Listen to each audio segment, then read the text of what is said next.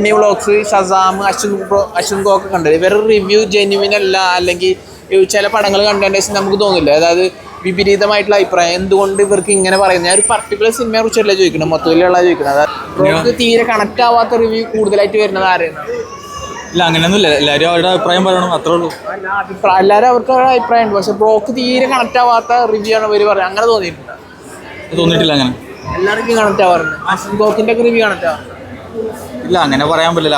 അവരുടെ ഒരു ഇതല്ലേ പറയണ, അവര് അഭിപ്രായം പോലെ അവരുടെ അഭിപ്രായമാണ്. ആ അഭിപ്രായത്തോട് ബ്രോക്ക് കണക്ട് ആവാറുണ്ടോ എന്നാണ് ഞാൻ ചോദിച്ചത്.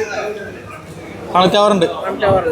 അശ്വിൻ ഗോക്കിന്റെ എല്ലാ റിവ്യൂലും പല അഭിപ്രായമല്ലേ എല്ലാവർക്കും, പറയാൻ പറ്റില്ല. എല്ലാ രീതിയിലും അഭിപ്രായം ഉണ്ട്. ഞാൻ പറഞ്ഞേ, ആ അഭിപ്രായത്തോട് ബ്രോക്ക് കണക്ട് ആവാറുണ്ട്. അശ്വിൻ ഗോക്കിന്റെ റിവ്യൂ പറയണതൊക്കെ ജെന്യൂൻ ഫീലിംഗ് ആയിട്ട് ബ്രോക്ക് തോന്നുന്നതാണ് ചോദിക്കുന്നത്.